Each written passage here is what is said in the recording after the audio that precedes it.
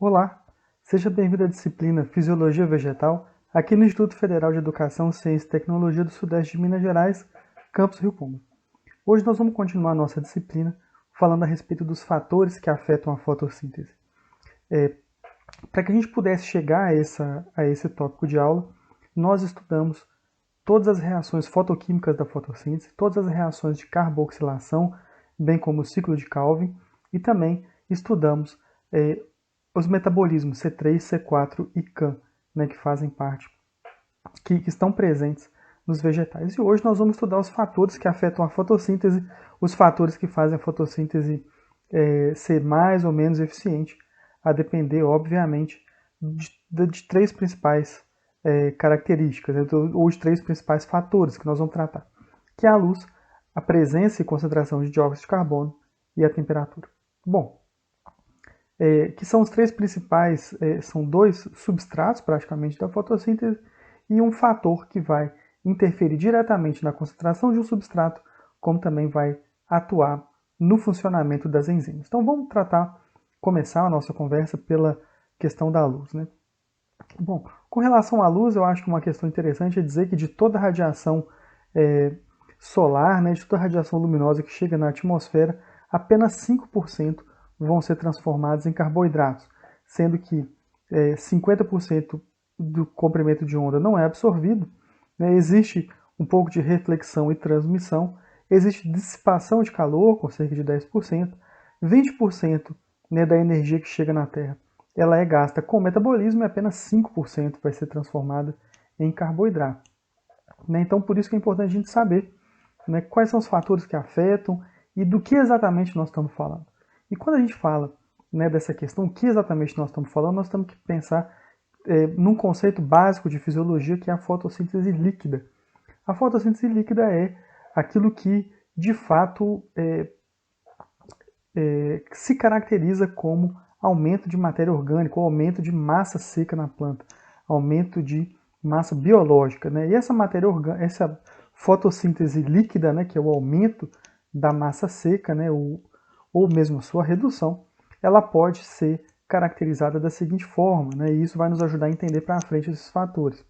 Ela vai ser a fotossíntese bruta, ou seja, o total de moléculas que são fixadas por meio da fotossíntese, menos, né, a respiração mitocondrial, né, a planta ela não para de respirar em nenhum momento, e à noite ela também respira, então aquilo que ela ganha de biomassa é aquilo que ela fixa pela fotossíntese bruta, menos a respiração mitocondrial, menos também a fotorrespiração, né, que vamos lembrar da fotorrespiração, que ela é a perda de carbono oriunda, né, justamente daquela questão existente na rubisco, aquela falta de especificidade de substrato da rubisco. Né? A rubisco é a primeira enzima do ciclo de Calvin, a rubisco é a enzima que vai determinar a carboxilação e o ganho de matéria orgânica, mas ela a sua atividade somente redundará em ganho de matéria orgânica se ela utilizar o dióxido de carbono, ou CO2, na sua reação.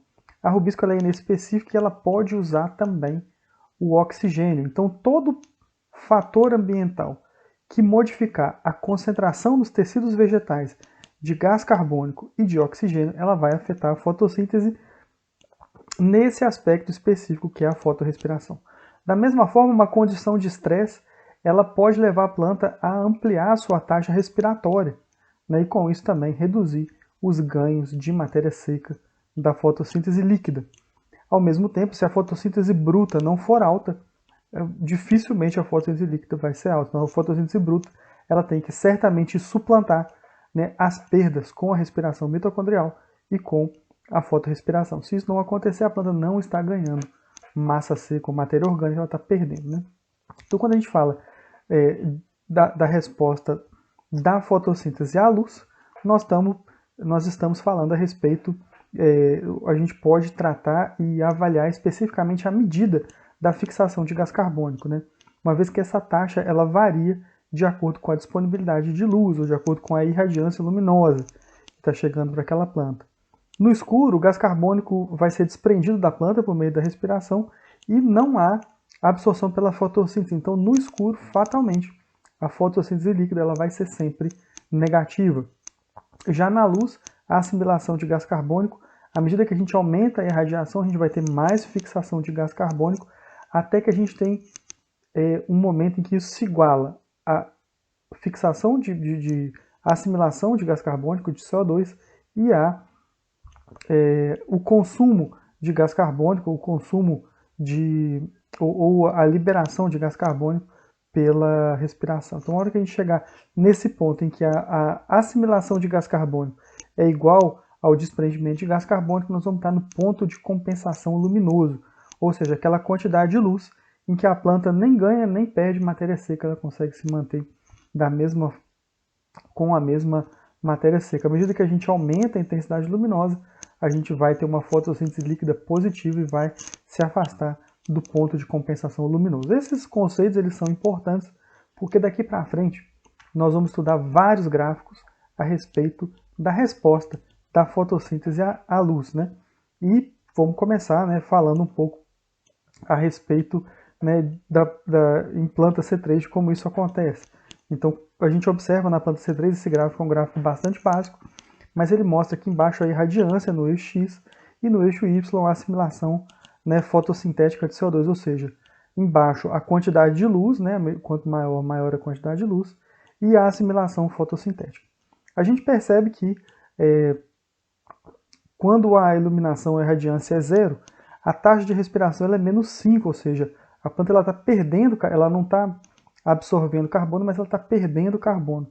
E quando a taxa de irradiância chega próximo de entre 75 e 100, a gente tem o ponto de compensação luminoso, ou seja, o ponto em que a absorção de gás carbônico ela é igual à liberação de gás carbônico, né? E essa inclinação da reta, a gente vê que essa reta ela sobe, ela tem uma inclinação, né, em que à medida que aumenta a incidência luminosa, aumenta também a eficiência ou a assimilação de gás carbônico, né? Então até o ponto de saturação que nós estamos vendo ali, esse ponto de saturação, até esse ponto de saturação, a assimilação fotossintética ela era limitada pela luz, ou seja, até ali a luz é que limitava a carboxilação ou a assimilação de gás carbônico pela planta. Dali para frente, né, você pode aumentar a luz quanto for, que nós vamos continuar com a mesma assimilação fotossintética, ou seja, existem outros fatores que são limitantes, como por exemplo a carboxilação. Então esse gráfico aqui é um gráfico básico, mas ele é um gráfico que nos mostra alguns conceitos importantes. Primeiro, o ponto de compensação de luz, né? O ponto de compensação luminoso, onde a absorção de gás carbônico é igual à liberação de gás carbônico. Nós vamos ver também que até certo ponto a fotossíntese ela é limitada pela luz, até que a gente chega no ponto de saturação, onde outros fatores, né, como por exemplo a carboxilação, vão estar interferindo impedindo que a gente, com o aumento da luz, aumente a eficiência de assimilação de CO2. Então essa uma resposta clássica de planta à luz, né? Então esse é o mecanismo básico, né? Quando a gente pensa em resposta de planta à luz, a gente pensa justamente em um gráfico desse tipo, mas esse gráfico pode ser alterado a depender do tipo de planta, a depender de outros fatores também, né? Então, por exemplo, a gente tem aqui a compensação luminosa, né, ou a resposta à luz, com dois diferentes tipos de planta, né? Então a gente vai ter aqui a compensação com uma espécie de sol e uma espécie de sombra, né? E as espécies de sol, elas têm um ponto de compensação luminoso muito superior ao ponto de compensação luminoso das espécies de sombra. No entanto, a assimilação de carbono no ponto de saturação, ele vai ser muito superior nas plantas de sol do que em plantas de sombra. Ou seja, as plantas de sombra elas são mais eficientes na utilização de uma irradiação luminosa baixa. No entanto, tanto que a gente vê aí com ponto de compensação luminoso muito baixo, né? As plantas de sombra elas têm umas taxas respiratórias muito baixas e acabam saturando rapidamente também. E, né, as plantas de sol elas têm um ponto de compensação luminoso mais elevado, mas elas conseguem, com uma maior quantidade de luz, promover uma maior assimilação de CO2, o que mostra que são plantas que têm metabolismos e estão preparadas para atuar diferente, né, ou estão muito preparadas para atuar no seu próprio habitat, né, no seu próprio ambiente. Então a planta de sol ela vai muito mal na sombra. Por quê? Porque ela tem um ponto de compensação alto e ela não vai conseguir suprir a sua demanda energética com aquela energia pouca que ela tem. Já a planta de sombra, em condição de pleno sol, também vai mal, porque ela vai ter que lidar com o excesso de radiação, o que também é deletério para a planta. Então a gente vê essa questão importante de como a luz interfere nos diferentes tipos de planta, né? Acontece também que as plantas elas se adaptam, isso é importante a gente saber, que a planta, à medida que elas crescem em um determinado ambiente, ela se adapta. Então a mesma planta que cresce no sol e que cresce na sombra, né, quando ela atinge o seu estágio de desenvolvimento adulto, né, ela vai ter taxas respiratórias diferentes, ela vai ter concentração de clorofila, né, e outros pigmentos foliares também diferentes, ela vai ter espessura de folha diferente, ela vai ter espessura de cutícula diferente, ou seja, ela vai ter várias questões que vão modificar essas plantas. E é possível que essas plantas, depois de crescerem de terem todo o seu desenvolvimento em um ambiente, que ela assuma características próprias desse ambiente. Então, uma mesma planta cultivada à sombra, né, ela vai responder, caso ela seja submetida a irradiâncias maiores, como uma planta de sombra. Essa mesma planta, se ela for submetida e crescida num ambiente de pleno sol, ela vai certamente apresentar um comportamento diferenciado e possivelmente vai apresentar esse comportamento diferenciado à medida que a gente aumentar a irradiância, né? Então isso é uma questão bastante importante, que as plantas elas apresentam uma plasticidade no que diz respeito a essas características, né? Bom, mas quando a gente fala de irradiação, a irradiação ela pode ser aproveitada até um determinado ponto, né? No ponto de compensação para frente, que a gente tem um excesso de energia luminosa, né? Um ponto em que a evolução fotossintética de oxigênio ela não amplia mais, a gente chega de fato no ponto de saturação e ali a gente tem o excesso de energia luminosa que precisa ser dissipado pela planta. E a planta vai lidar com esse excesso de energia luminosa de várias formas, né? Uma das formas, né, obviamente, é a organização dos seus cloroplastos. A gente vê aqui uma planta, né, na primeira foto totalmente no escuro, uma planta em luz fraca e uma planta em luz forte, e a gente percebe que nas suas células os cloroplastos eles se modificam a sua organização justamente para poder se sombrear, né, e ter o espaço de sombreamento e se esconder mesmo da alta irradiação, e com isso a planta consegue manter os seus fotossistemas funcionais, mesmo em situações de excesso de luz. Além disso, né, a gente sabe que as plantas têm um metabolismo, um controle térmico por meio da transpiração, que é bastante importante, tem também os mecanismos de refletir a luz, que também auxiliam nesse processo, mas além disso a gente tem também os mecanismos de proteção dos fotossistemas que são bastante poderosos, como por exemplo no ciclo das xantofilas, né? No ciclo das xantofilas a gente tem, né, que esses pigmentos nas plantas eles sofrem modificações. À medida que a irradiância aumenta, o percentual de violoxantina aumenta para anteroxantina até chegar a zeaxantina, quando a gente tem irradiações muito altas. E essa modificação da xantofila de violoxantina para zeaxantina permite com que haja uma dissipação do calor mais efetiva. E isso a gente pode perceber claramente nesse gráfico, em que a gente percebe que no período mais quente do dia, toda a concentração de violoxantina reduz, em compensação, as concentrações de zeaxantina e anteroxantina aumentam muito, né, indicando que nos períodos de maior irradiância, as plantas apresentam maior abundância das formas de xantofila mais efetivas na dissipação do calor. Esse processo de dissipação do calor, ou da dissipação do excesso de irradiância, ele é muito importante, né, justamente para evitar um processo que a gente conhece como fotoinibição.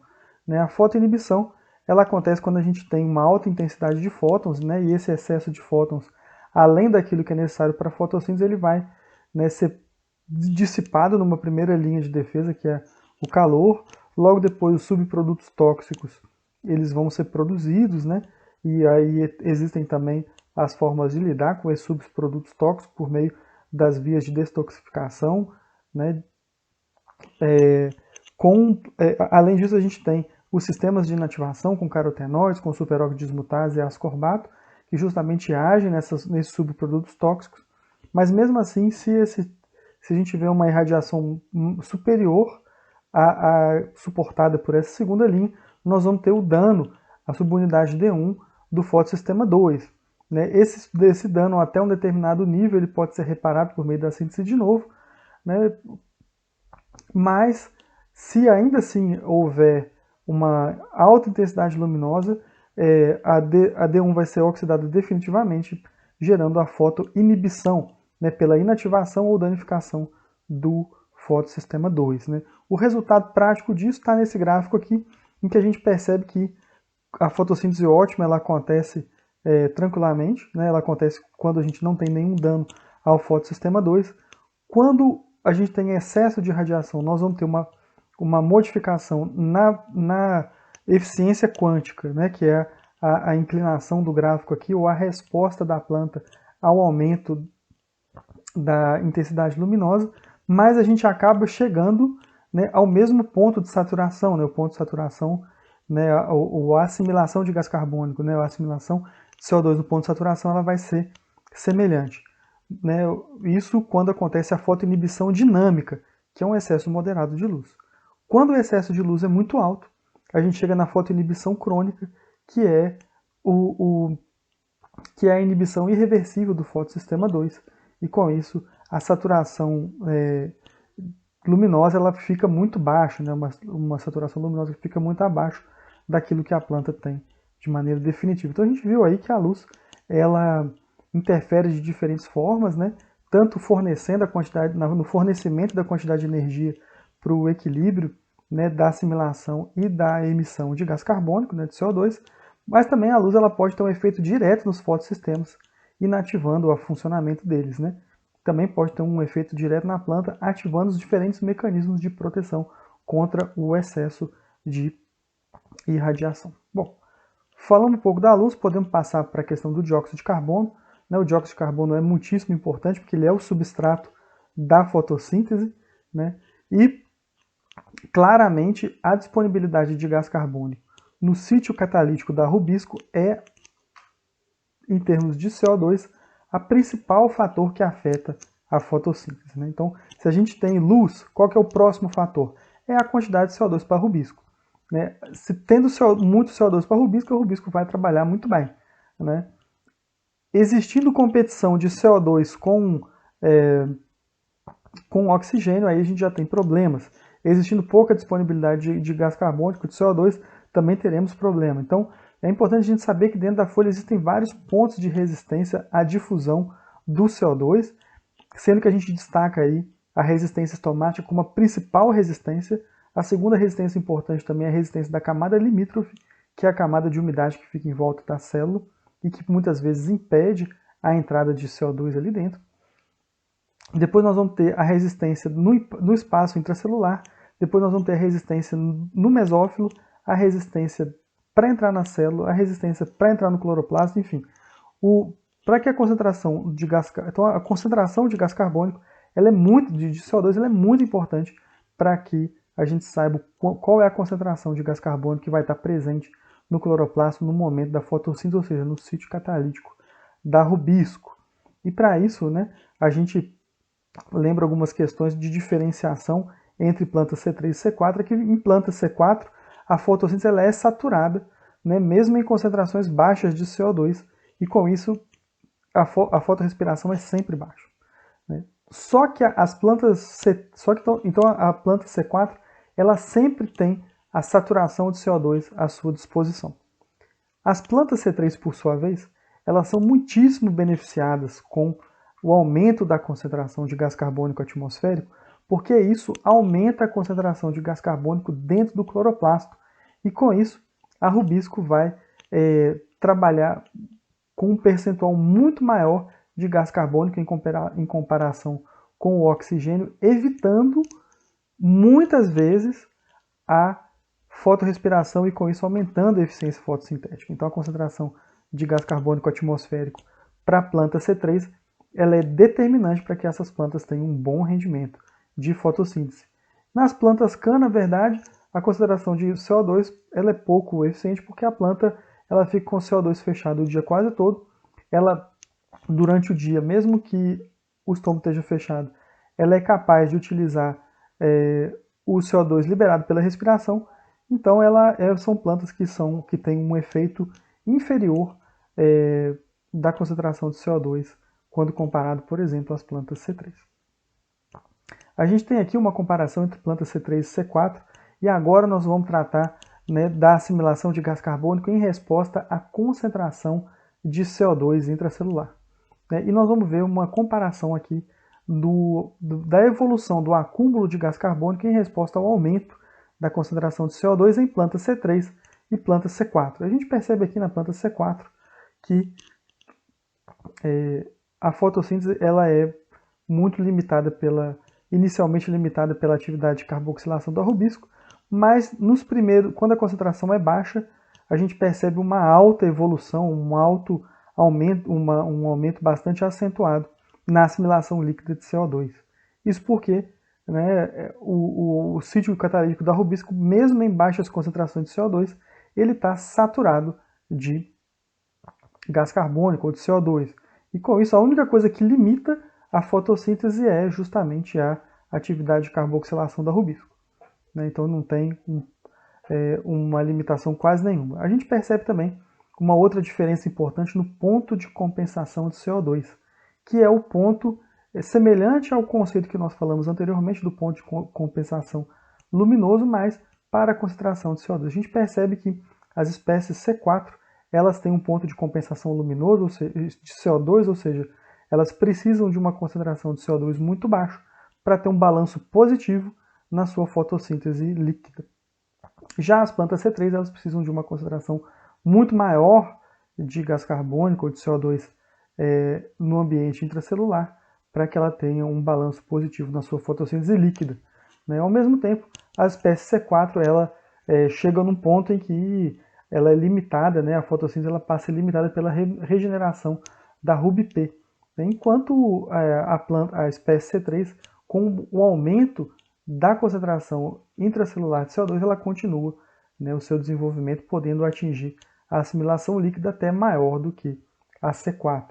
Então, o ponto de compensação de CO2, que é o equilíbrio entre a absorção e a liberação de CO2, em função da concentração de CO2 intracelular, ela é muito diferente em espécies C3 e C4, e muitas vezes vai determinar a competição entre essas duas espécies. Bom, ainda falando de C3 e C4, a gente percebe que quando a gente varia temperatura e CO2, a gente tem um balanço positivo para C4, se a gente mantiver a mesma concentração de CO2, mas aumentar a temperatura, e a gente tem um balanço positivo para C3, se numa mesma temperatura a gente ampliar a concentração de gás carbônico. Então, o que a gente percebe é que o favorecimento de espécie C3 ou de espécie C4, ela depende da concentração de CO2 e da temperatura. Então, altas temperaturas com a mesma concentração de CO2, elas vão favorecer espécie C4. Numa mesma temperatura, ampliando a concentração de CO2 atmosférico e, por consequência, a concentração de CO2 nos tecidos das plantas, nós vamos ter as espécies C3 favorecidas. Isso tem um aspecto muito relevante ambiental, e também para as culturas, considerando que nós estamos num processo de ampliação muito significativa da concentração de CO2 atmosférico, a partir da Revolução Industrial e do início da queima em grande escala de combustíveis fósseis, a nossa concentração de CO2 atmosférico, que sempre esteve aí na faixa de 200 300, ela passou, 200, 300 ppm, ela passou a perto de 400, com a perspectiva de chegar a 600. Então, a gente percebe claramente que tem aqui um aumento bastante grande na concentração de CO2 da atmosfera no decorrer dos anos, e esse aumento ele continua acontecendo. Qual que é a implicação direta disso? É o aumento do efeito estufa. O aumento do efeito estufa provocado pelo CO2, que é um dos gases de efeito estufa, e com isso a fotossíntese em planta C3 tende a aumentar a sua eficiência com o aumento da concentração de CO2 atmosférico. Ao mesmo tempo, as plantas C4 tendem a diminuir a sua população por não serem mais tão eficientes para lidar com as plantas C3 ou para competirem com plantas C3 nos mesmos sítios, né? Mas existem muitos estudos e muitas questões que estão envolvidas com isso, né? Porque ao mesmo tempo que a gente tem aumento de temperatura e aumento em concentração de CO2, nós temos também o problema da água junto. Então, considerando fotossíntese unicamente, o aumento da concentração de CO2 ela beneficia a C3, as plantas C3. No entanto, a gente considera também que com o aumento da temperatura a gente tem também o aumento da transpiração e da demanda hídrica, né? Aí essa figura ela deixa de ser tão clara, a gente passa a ter outros fatores envolvidos, a gente passa a ter uma maior complicação nessa definição, né, ambiental, né? Ampliando o CO2 ambiental. Nós beneficiamos C3 ou C4, né? Então, isso é uma equação muito difícil de resolver, mas existem muitos estudos sendo realizados para justamente entender o que vai acontecer, ainda mais em um cenário de aumento contínuo de concentração de CO2, né? Então a gente tem estudos tentando prever o que vai acontecer se aumentar continuamente o CO2 e muitos estudos também procurando entender como evitar que o CO2, que a concentração de CO2 aumente na atmosfera. Bom, tendo falado um pouco disso, a gente passa, né, do dióxido de carbono, do efeito do dióxido de carbono. Né? O principal efeito do dióxido de carbono é justamente como substrato da rubisco, afetando principalmente as plantas C3. A gente passa para a questão da temperatura, que também é bastante importante, e a temperatura a gente pode destacar alguns aspectos. Né? A temperatura ela vai obviamente alterar as taxas fotoquímicas, a velocidade das reações bioquímicas da fotossíntese. A temperatura ela muda a relação CO2-oxigênio nos tecidos celulares como substrato para rubisco. A temperatura ela afeta a fluidez da membrana e a função fisiológica tanto da fotossíntese quanto da respiração. E a temperatura chega ao extremo de desnaturar as proteínas e desligar completamente o seu funcionamento. Então, de uma maneira geral, o que a gente espera é que, na comparação de plantas C3 e C4, que com o aumento de temperatura foliar, as plantas C4 mantenham a mesma produtividade ou a mesma taxa de assimilação de CO2, enquanto as espécies C3 a gente espera que, com o aumento da temperatura, a gente tenha a redução na produtividade ou na quantidade de CO2 envolvida. E a gente vê aqui duas plantas, né? Uma planta de região mais fria, a triplex, né? E uma planta de região mais quente, a tridestomia, e a gente percebe claramente que tem uma diferença, né? À medida que a gente aumenta a temperatura da triplex, ela tem o seu ótimo de crescimento ali, dos 20, 25 graus, e depois ela começa a perder a sua eficiência, até chegar à temperatura de 40 graus, acima de 40 graus, onde suas enzimas são totalmente desnaturadas e ela, né, perde toda a sua eficiência de assimilação. Então a gente percebe, nesse caso, que a temperatura ela teve um papel importante, mas que não é fundamental para o aumento da produtividade dessa planta, né? Produtividade em termos de assimilação de CO2. Né? Já para a tidestrômia, o que a gente percebe é que com o aumento da temperatura a gente tem um aumento exponencial, um aumento, né, linear, na verdade, da assimilação de CO2. Esse aumento ele funciona até os 45 graus.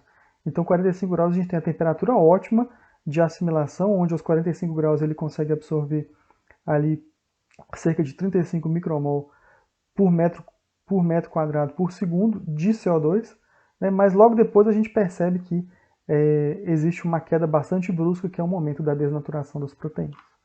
Então a gente vê que a temperatura ela tem o papel tanto na ampliação, né, da assimilação de CO2, como também na desnaturação das proteínas e queda da sua eficiência. Né? Então, de maneira geral, né, à medida que a temperatura aumenta, a concentração de CO2 nas soluções ela tende a diminuir.